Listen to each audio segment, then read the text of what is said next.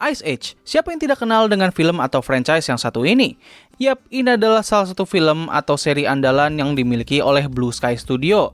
Film yang awalnya menceritakan kisah kehidupan dari berbagai makhluk prasejarah ini ternyata malah menjadi franchise yang sangat besar hingga bahkan memiliki 5 seri dan juga 1 film spin-off. Nah, meskipun ini terdengar sangat luar biasa, akan tetapi banyaknya jumlah seri dari film ini malah menunjukkan bahwa studio yang membuat film tersebut tidaklah kompeten dalam mengurus franchise ini.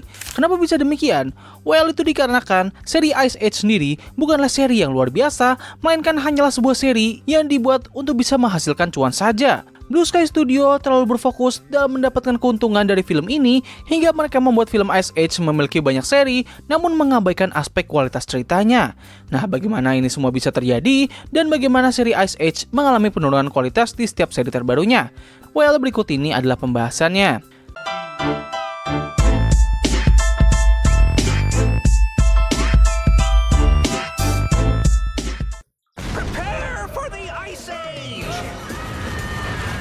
The temperature's heading down. Oke, kita mulai dulu dengan film pertama Ice Age yang rilis pada tahun 2002. Nah, buat kalian yang lupa, film ini menceritakan petualangan dari 3 ekor hewan bersejarah, yaitu Mammoth yang bernama Manny, macan Sabertooth yang bernama... gue lupa lagi namanya siapa. Seekor macan Sabertooth yang bernama Diego, dan juga seekor kukang yang bernama Sid yang berusaha untuk membawa bayi manusia kembali ke koloninya. Nah, gue yakin mayoritas penonton gue sudah pernah menonton ataupun setidaknya mengetahui soal film ini. Ice Age merupakan salah satu film masa kecil bagi banyak orang, terutama kita-kita yang sering menonton film ini di saluran TV RCTI dan juga Global TV. Nah, ketika gue sedang membuat pembahasan ini dan mencoba untuk menonton kembali beberapa film Ice Age, gue menyadari bahwa seri pertama ini adalah satu-satunya film Ice Age dengan kualitas yang paling bagus. Memang kalau kita membandingkan film ini dengan film-film masa kecil lainnya, terutama yang dibuat oleh Disney dan juga DreamWorks, film ini memiliki kualitas yang jauh di bawah. Tapi setidaknya, film ini masih memiliki beberapa hal yang bisa membuatnya tidak dianggap biasa banget. Salah satu kelebihan terbesar yang dimiliki oleh film ini adalah dari bagian pengembangan karakternya. Ya, pengembangan karakter yang gue maksud adalah dari karakter Manny sang mammoth dan juga Diego sang macan Sabertooth. Gue sangat suka bagaimana mereka menceritakan masa lalu dari Manny lewat lukisan gue. Penggunaan gaya animasi dan juga musiknya bisa membuat gue dan beberapa penonton pastinya merasa sedih ketika melihat adegan ini. Belum lagi momen ini juga lah yang menjelaskan alasan kenapa Manny tidak mau mengurus sang bayi manusia ketika pertama kali melihatnya karena dia sendiri merasa trauma dengan para manusia. Untuk karakter Diego, gue sangat suka dengan pengembangan karakternya yang gak terlalu berat seperti Manny, namun pada akhir cerita, kita bisa merasa bersimpati kepadanya. Kalau andaikan Diego ini gak balik lagi, gue pasti bakal menjadikan momen kematiannya ini sebagai kematian yang paling menyedihkan yang ada di dunia animasi. Karena sumpah, gue sendiri sempet nangis coy pas masih kecil ketika melihat adegan Diego yang mati. Satu aspek lagi yang menjadi kelebihan dari film ini adalah leluconnya yang sampai saat ini masih terus bisa membuat gue sedikit tertawa. Ya, mungkin inilah yang membuat film Ice Age selalu disenangi oleh anak-anak. Spring. The 5-day outlook is calling for intense flooding. Diego. Nah, setelah sukses dengan film pertamanya, seri Ice Age kembali berlanjut dengan seri berikutnya, yaitu Ice Age 2 The Meltdown yang rilis pada tahun 2006. Nah, pada titik inilah, seri Ice Age mulai memiliki cerita yang absurd dan juga over the top. Pada film ini, diceritakan kalau Manny mulai khawatir karena ia mengira kalau dirinya merupakan satu-satunya mammoth yang masih tersisa. Namun itu semua berubah ketika ia bertemu dengan seorang mammoth betina yang bernama Ellie. Masalah pun muncul ketika ia mengetahui bahwa Ellie ini mengira kalau dirinya adalah seekor opossum. Hal ini pun membuat Manny mengalami kesulitan dalam mendekatinya, dan di sepanjang cerita, Manny berusaha keras untuk bisa menyadarkan Ellie bahwa ia sebenarnya merupakan seekor mammoth. Nah, memang terdengar cukup simpel sih kan plot ceritanya? Well, di balik premis yang simpel tersebut, mereka juga menambahkan sebuah konflik besar lainnya, yaitu mereka akan menghadapi bencana kiamat banjir dikarenakan efek pemanasan global. Tidak hanya itu saja, pemanasan ini juga telah melepaskan 2 sosok dinosaurus air yang sebelumnya membeku dan mulai meneror semua orang yang bersentuhan dengan air.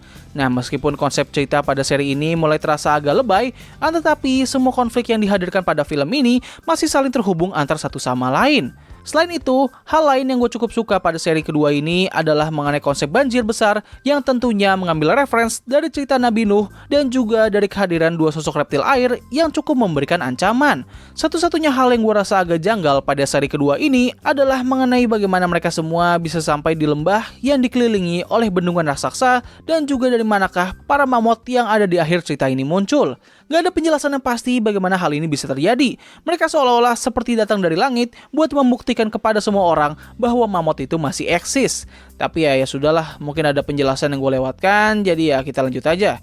Nah, secara garis besar, film ini masih memiliki beberapa aspek yang dimiliki oleh film sebelumnya.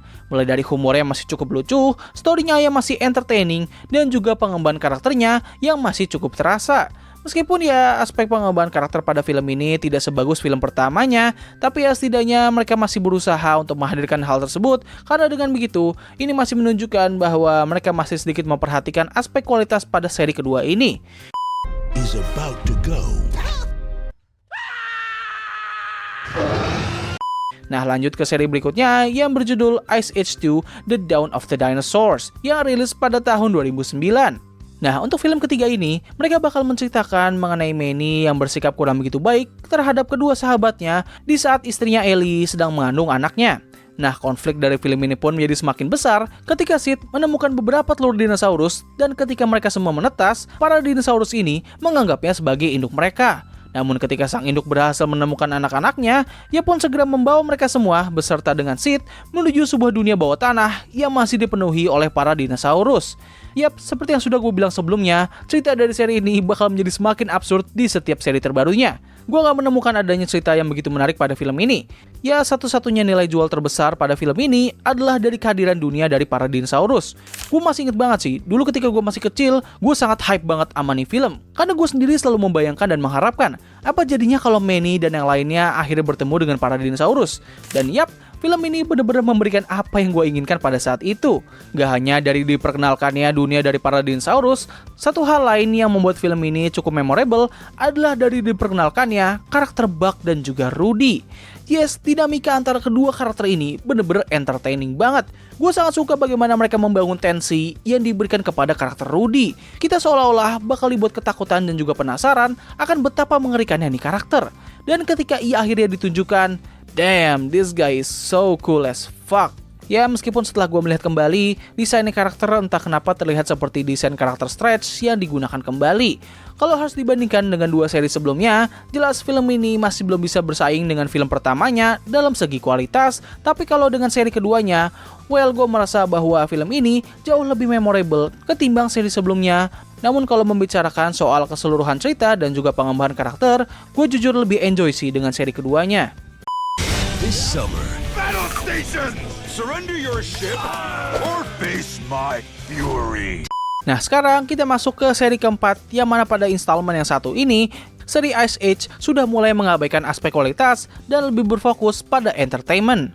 Ice Age 4: The Continental Drift yang rilis pada tahun 2012 bakal menceritakan Manny, Sid, Diego, dan juga neneknya Sid yang harus terpisah oleh rombongan mereka dikarenakan bencana gempa yang marak terjadi pada film ini. Nah, di tengah perjalanan, mereka berempat pun dihampiri oleh grup bajak laut yang dipimpin oleh Kapten Gut dan ia mengajak Manny dan yang lainnya untuk bergabung ke dalam kelompoknya. Tetapi Manny langsung menolak tawaran tersebut dan terjadilah konflik besar antara mereka semua.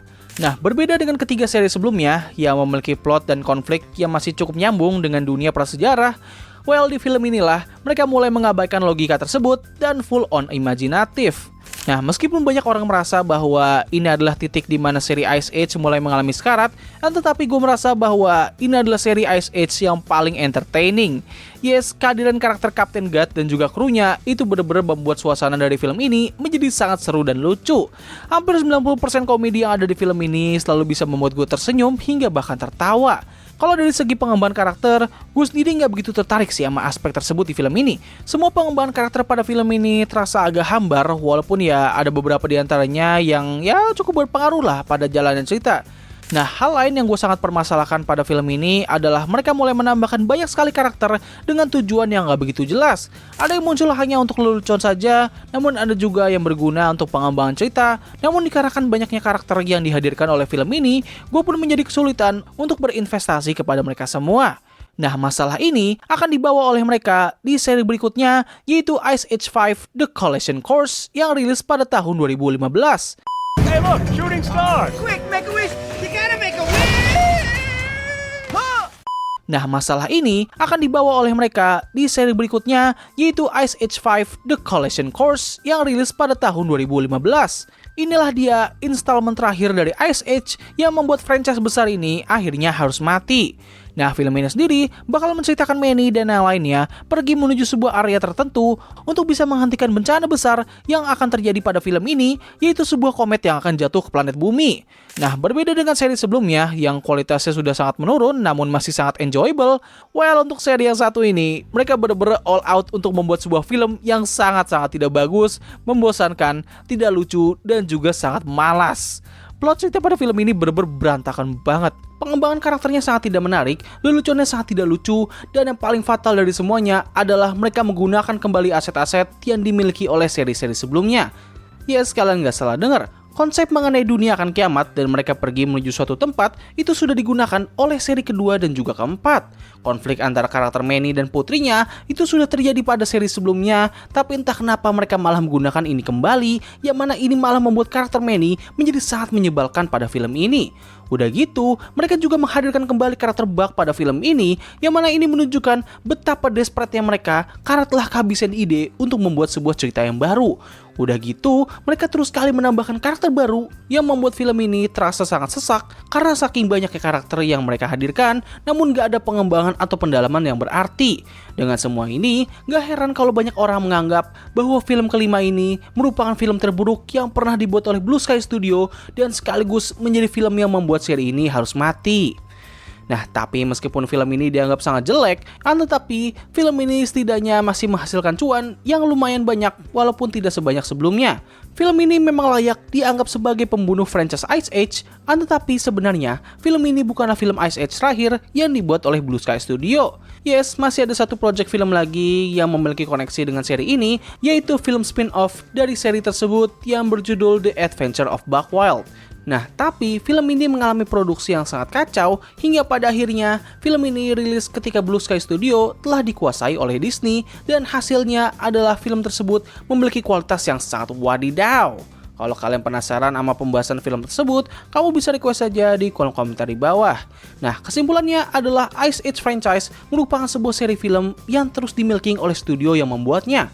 Film ini masih terus bisa menghasilkan pundi-pundi cuan walaupun kualitasnya terus menurun seiring berjalannya waktu. Dengan makin banyaknya seri yang dimiliki, pihak studio pun akhirnya kehabisan ide dalam menghadirkan sebuah cerita yang baru dan memutuskan untuk merecycle konsep-konsep yang dimiliki oleh seri-seri sebelumnya. Fenomena yang terjadi kepada Ice Age franchise ini bisa menjadi pelajaran bagi studio-studio di luar sana agar tidak menempuh jalan yang serupa. Tentu pesan ini bisa kita tujukan kepada Disney, Illumination, dan juga DreamWorks yang kini mulai berfokus dalam membuat sequel dari franchise-franchise terbesar mereka dengan kualitas yang masih dipertanyakan. Pesan gue kepada mereka semua adalah please lah gitu, gak usah bikin sequel-sequel terbaru dari IP besar kalian. Apalagi seri-seri ini udah memiliki jumlah yang cukup banyak. Mending kalian fokus aja gitu, bikin IP baru yang lebih original. Gue yakin penonton kalian lebih respect gitu sama keputusan ini. Tapi ya kalau bisa jangan nambah-nambahin unsur pelangi lah ya. Yang ada malah sama aja gitu. Orang-orang bakal tetap kesel sama kalian. So mungkin itu saja sih yang bisa gue bahas pada video kali ini. Tulis pendapat kalian mengenai topik yang sedang gue bahas pada video kali ini di kolom komentar di bawah. Jadi terima kasih atas waktu yang telah kalian luangkan untuk menonton video gue. Gue undur diri, sampai ketemu lagi di video selanjutnya. Bye!